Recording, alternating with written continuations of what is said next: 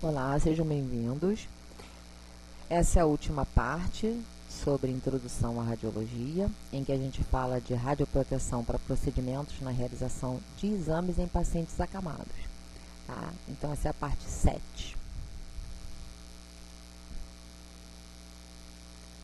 Então, a gente repete aqui que radioproteção é o estudo dos procedimentos de proteção dos organismos vivos contra a ação de radiações ionizantes. Então, a gente tem, dentro dos conceitos de radioproteção, a ionização, que é o processo pelo qual os átomos estáveis perdem ou ganham elétrons e se tornam eletricamente carregados, que é conhecido como íons. A radiação ionizante é o termo utilizado para definir o transporte de energia, tanto em forma de uma onda eletromagnética, raio-x e raios Y, como de partículas subatômicas, beta e alfa, que são capazes de causar ionização com a matéria, através da interação. Tá? Então, a contaminação ocorre através da incorporação do material radioativo ao meio em que ele interage, que é o tecido biológico, e a irradiação é expor o meio à radiação, não ocorrendo a incorporação do material emissor à radiação. Então, aqui uma demonstração de contaminação, a incorporação do material radioativo ao meio em que interage com o tecido biológico, e a irradiação, expor o meio à radiação, não ocorrendo a incorporação do material emissor de radiação. Então, a irradiação interna é resultante da entrada de material radioativo no corpo humano através de ingestão, inalação ou por absorção direta pela pele, ocorre em ação simultânea à contaminação. A irradiação externa é a resultante de expormos o corpo na trajetória de um feixe de radiação de uma fonte externa, tá? E aí a gente gera radiação espalhada, que é a radiação resultante do processo de interação do feixe primário com o meio irradiado, que agora é denominado meio espalhador. Então, a gente tem o feixe primário, que sai do tubo de raio-x até interagir com a matéria, o corpo do paciente, e a radiação secundária ou espalhada, que após essa interação, temos o espalhador dessa radiação, tá? Essa radiação secundária ela tem uma energia menor. Em radiologia diagnóstica ocorre apenas a irradiação externa. Os raios-x diagnósticos são gerados por fontes artificiais, sendo que a sua faixa de energia está entre 20 a 150 kV. A radiação espalhada por esta faixa de energia pode ser atenuada utilizando blindagens de espessuras equivalentes de chumbo, que é definido através do cálculo de blindagem específico da quantidade de radiação. E aí a gente tem tempo, distância e blindagem sendo utilizado em larga escala no raio-x convencional. E aí a gente tem uma revisão dos princípios básicos, o tempo. Quanto menor for o tempo de exposição para irradiar um corpo, menor serão os danos biológicos neste corpo. A blindagem, o material deve ser adequado de tal maneira que a radiação que nele irá interagir seja atenuada ao seu nível máximo. E a distância, tendo conhecimento que a radiação é inversamente proporcional ao quadrado da distância, ou seja, quanto maior for a distância da fonte de radiação do corpo ao qual ela terá que interagir, menor será o seu poder de penetração, logo, menor serão os danos biológicos nele causados. Então, eu não vejo, não sinto de imediato, não ouço falar danos. Como é que isso funciona? E a gente tem um histórico da radiação como um todo, demonstrando que, na época, não se sabia, não se via, não se sentia, mas os efeitos aconteceram.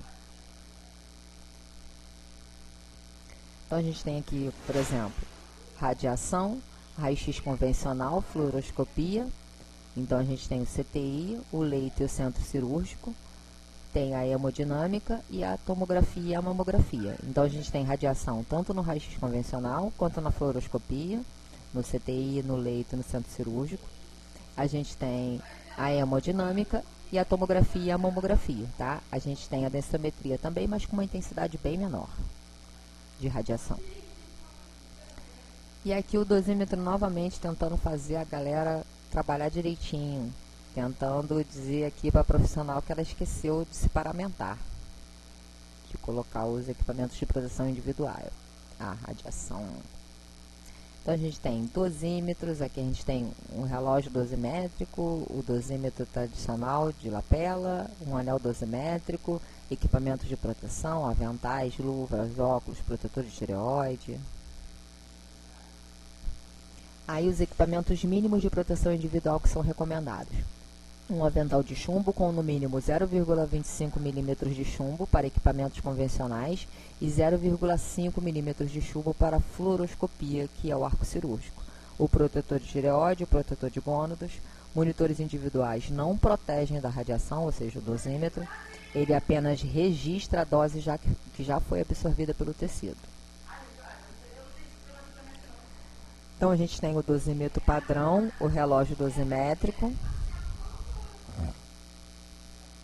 dosímetro de monitoração individual, ele não protege o usuário das radiações, ele quantifica a dose recebida pelo usuário, não deve ser utilizado em mais de uma instituição, então em cada local de trabalho tem um dosímetro diferente, se você trabalha em mais de um lugar, em cada local você vai ter um dosímetro, ele sempre é utilizado na altura do tórax, sempre utilizado sobre o avental. O dosímetro serve para controle e ele não pode ser deixado, por exemplo, na sala de exames enquanto ocorrem as exposições. Também não podem ser retirados do ambiente. Então, quando você vai para casa, você tem que deixar o dosímetro no local de trabalho. Você não pode levar para casa. Se acontecer de você se enganar de algum motivo, enrolar ele no meio do jaleco, levar ele preso no bolso para casa, você precisa notificar o serviço que isso aconteceu, porque o serviço precisa notificar a instituição que vai fazer a verificação desse dosímetro, e seu dosímetro vai precisar ser verificado de forma diferente. Por quê? Ele não vai bater mais com a informação armazenada no dosímetro padrão que permaneceu no ambiente, tá? Então, se acontecer de você, porventura, levar sem querer o dosímetro para casa, você precisa notificar que isso aconteceu. Você perdeu o dosímetro, você precisa notificar que isso aconteceu, para que a empresa possa conseguir fazer as verificações. No caso, por exemplo, você perdeu o dosímetro. O período que você ficou sem dosímetro não vai ter medição. E aí precisa ser notificado por que não foi feita a medição.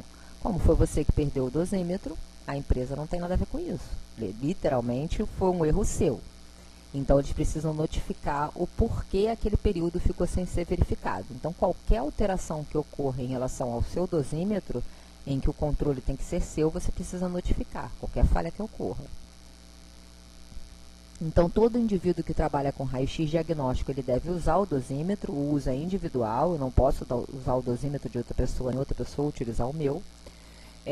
Os efeitos estocásticos são aqueles para os quais não existe um limite de dose para acontecer, tá?